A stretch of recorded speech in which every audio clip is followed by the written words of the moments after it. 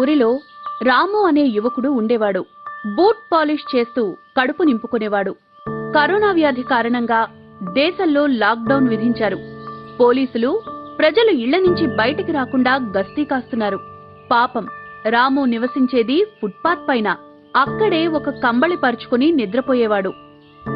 దేశంలో లాక్డౌన్ విధించడం వల్ల ప్రజలు బయటికి రావడం లేదు. రాముకి పాలిష్ బేరాలు లేక పూట గడవడం కష్టంగా మారింది. మరుసటి రోజు ఒక దయగల మహిళ రాముకి తినడానికి కొంత ఆహారం ఇచ్చింది.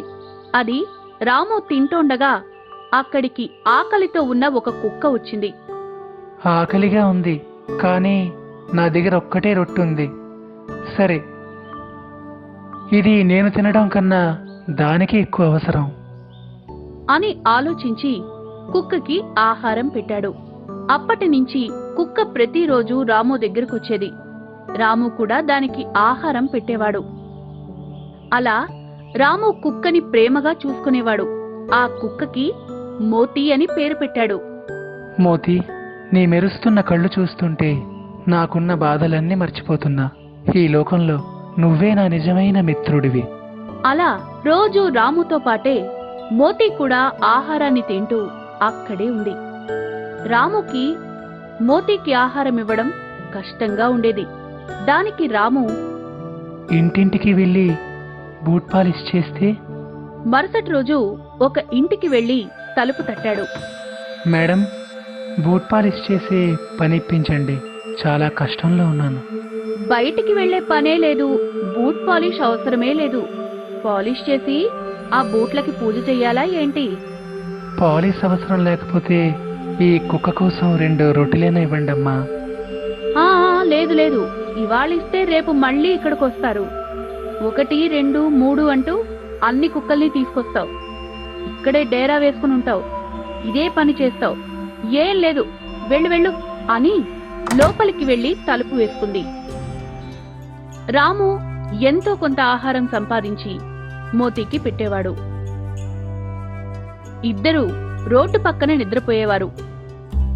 ఆ పరిసరాల్లోకి ఎవరన్నా వస్తే మోతీ మురిగేది. ఈ విషయమై ఆ వ్యక్తులు ఆ వీధి పెద్దకి ఫిర్యాదు చేశారు. సార్, ఆ బూట్ పాలిష్ వాడి కుక్క కనిపించిన వాళ్ళందరిపైన మురుగుతుంది. దిక్కుమాలిన కుక్క. ఆ దారు నడవాలంటేనే భయం వేస్తుంది. దీన్ని ఏదో ఒకటి చెయ్యండి సార్. ఒకరోజు వీధి పెద్ద రాముని పిలిచాడు. చూడు, ఈ కుక్క వల్ల ఇక్కడ జనాలు భయపడుతున్నారు. నేను ఈ వీధి పెద్ద. నన్ను కలవడానికి చాలా పెద్ద పెద్ద వాళ్ళంతా వస్తూ ఉంటారు.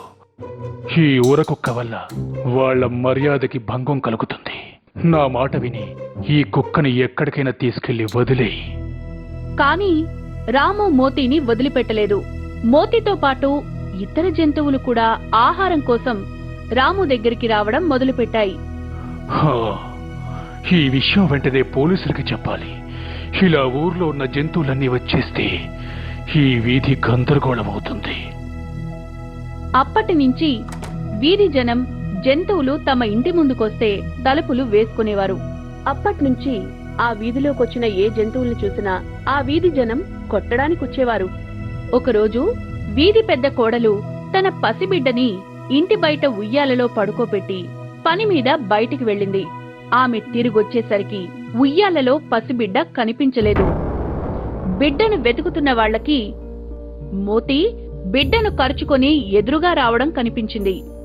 అరే చూడు, ఈ కుక్క బిడ్డను తీసుకుని పారిపోయింది అంటూ ఆ కుక్కని కర్రలతో కొట్టడం మొదలుపెట్టారు.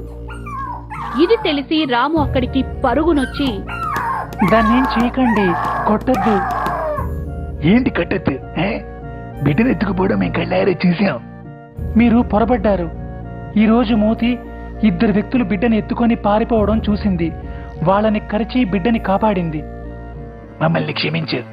కుక్క ఆకలితో ఉంది కదా, బిడ్డను ఎత్తుకెళ్ళిపోయింది ఏంటో అనుకున్నా. అన్నా, ఇది ఒక జంతువు, మృగం కాదు.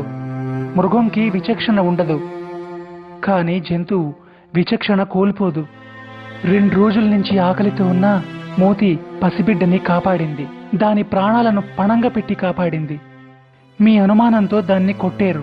ప్రాణాలను తెగించి బిడ్డని కాపాడేటప్పుడు అది ఎంతో ఆకలితో ఉంది, కానీ బిడ్డకి ఏ హాని చేయలేదు. నిస్వార్థంగా బిడ్డకి సహాయం చేసింది. రాము మోటీ గుణాన్ని, దాని విశ్వాసాన్ని గురించి వాళ్ళకి చెప్పాడు.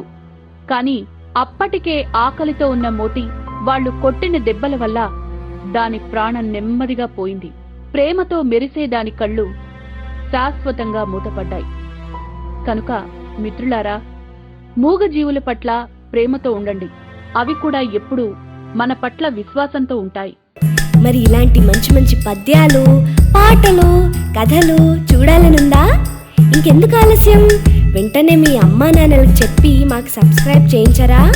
ఈలోగా మేము మీకోసం బోలెడు వీడియోలను తయారు చేసే ప్రయత్నంలో ఉంటాం. అంతవరకు సెలవా మరి. టాటా.